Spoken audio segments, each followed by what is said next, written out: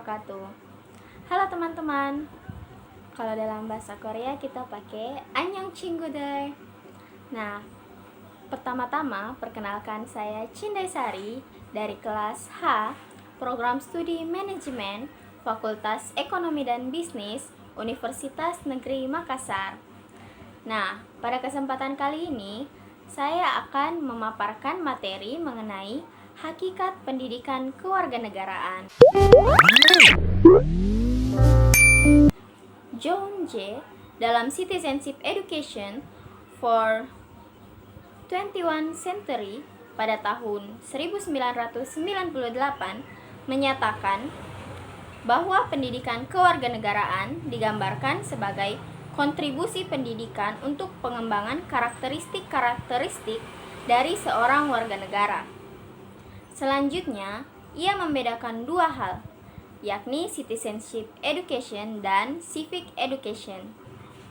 Citizenship education diartikan sebagai the more inclusive term and encompasses both this in-school experience as well as out of school or non-formal or informal learning which takes place in the family, the religious organization, community organization, the media, which help to shape the totality of the citizen. Sedangkan civic education sebagai the foundational coursework in school designed to prepare young citizen for an active role in their communities in their adult lives. David Kerr dalam Citizenship Education, an International Comparison pada tahun 1999 menyatakan citizenship education sebagai proses pendidikan dalam rangka menyiapkan warga muda akan hak-hak, peran, dan tanggung jawabnya sebagai warga negara. Sedangkan civic education adalah citizenship education yang dilakukan melalui persekolahan.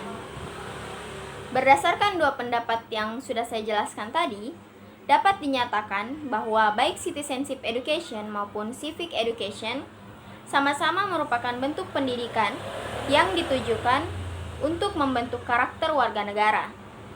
Citizenship education atau civic education pada hakikatnya adalah pendidikan untuk menjadi warga negara. Mengapa sih pendidikan untuk membentuk karakter warga negara atau pendidikan kewarganegaraan ini disebut penting? Nah, pendidikan kewarganegaraan menjadi sesuatu yang wajib dilakukan dalam sebuah negara, terlebih di negara demokrasi. International Commission of Jurists menyebut bahwa salah satu syarat dasar pemerintahan yang demokratis di bawah rule of law adalah adanya pendidikan kewarganegaraan. Hal tersebut dikemukakan oleh Miriam Budiarjo pada tahun 2008. Pembahasan selanjutnya adalah isi pendidikan kewarganegaraan. Mari kita bahas. Nah, karena pendidikan kewarganegaraan itu penting, maka kira-kira apa sih yang ada di dalamnya? Menurut Margaret Steinman Branson dalam artikel berjudul The Role of Civic Education pada tahun 1998, terdapat 3 komponen utama yang perlu dikuasai dalam belajar pendidikan kewarganegaraan. Ketiga komponen pendidikan kewarganegaraan itu adalah pengetahuan kewarganegaraan atau civic knowledge, yang kedua adalah keterampilan kewarganegaraan atau civic skill, dan sikap kewarganegaraan atau civic disposition. Secara lebih rinci, apa saja sih materi pendidikan kewarganegaraan yang seharusnya dipelajari oleh mahasiswa di perguruan tinggi di Indonesia? Pada perkembangan terakhir, berdasarkan buku bahan ajar materi pendidikan kewarganegaraan yang diterbitkan oleh Direktorat Kemahasiswaan dan Pembelajaran Kemenristek Dikti pada tahun 2016, substansi kajian MKWU Pendidikan Kewarganegaraan di Perguruan Tinggi terdiri atas: yang pertama adalah hakikat PKN, yang kedua identitas nasional, yang ketiga integrasi nasional, yang keempat konstitusi negara, yang kelima kewajiban dan hak, yang keenam demokrasi Indonesia, Yang ketujuh, penegakan hukum. Yang kedelapan, wawasan Nusantara. Dan yang terakhir adalah ketahanan nasional. Pembahasan selanjutnya adalah tujuan dan fungsi pendidikan kewarganegaraan. Mari kita bahas. Secara umum, tujuan dari pendidikan kewarganegaraan di semua negara adalah membentuk warga negara yang baik atau good citizen. Menurut Udin S. Winataputra pada tahun 2004, secara konseptual dan paradigmatik, tujuan akhir atau capaian pembelajaran pendidikan kewarganegaraan Indonesia adalah terwujudnya kebajikan atau keadaban kewarganegaraan dalam diri setiap warga negara Indonesia. Fungsi pokok dari pendidikan kewarganegaraan di Indonesia adalah sebagai pendidikan kebangsaan atau nationalistic education, dan pendidikan yang membentuk mahasiswa menjadi warga negara yang memiliki rasa kebangsaan dan cinta tanah air. Selanjutnya, pembahasan mengenai pendidikan kewarganegaraan di Indonesia. Mari kita bahas.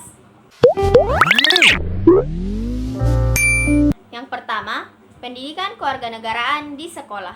Menurut buku guru mata pelajaran PPKN tahun 2016, dikatakan bahwa tujuan mata pelajaran PPKN pada jenjang pendidikan dasar dan menengah adalah mengembangkan potensi peserta didik dalam seluruh dimensi kewarganegaraan, yakni yang pertama, sikap kewarganegaraan termasuk keteguhan, komitmen dan tanggung jawab kewarganegaraan.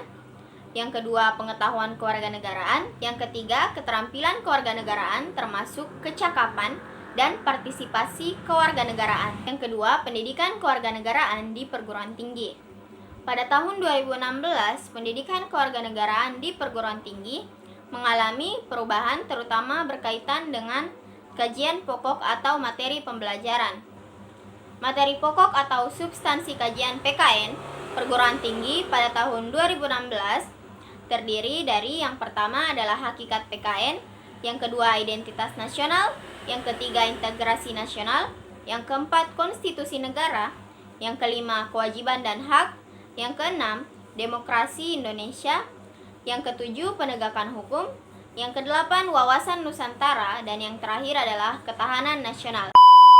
Merujuk pada pemikiran baik pemikiran akademik maupun di jalur politik kenegaraan, pendidikan kewarganegaraan di perguruan tinggi dimaksudkan sebagai pendidikan yang membekali mahasiswa agar semangat kebangsaan dan cinta tanah air senantiasa dijadikan nilai dasar baik dalam bersikap dan bertindak sesuai dengan bidang keahlian dan profesi yang kelak dijalaninya. Seperti apa sih semangat kebangsaan dan cinta tanah air tersebut? Semangat kebangsaan dideskripsikan sebagai cara berpikir, bertindak, dan berwawasan yang menempatkan kepentingan bangsa dan negara di atas kepentingan diri dan kelompoknya.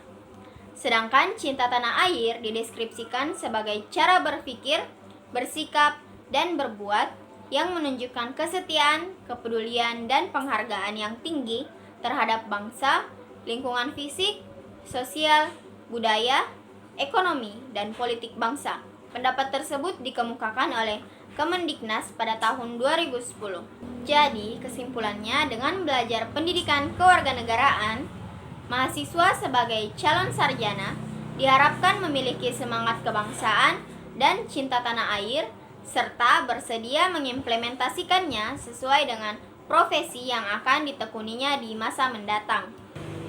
Sekian penjelasan materi dari saya, kurang dan lebihnya mohon dimaafkan. Wabillahi taufiq wal hidayah. Wassalamualaikum warahmatullahi wabarakatuh.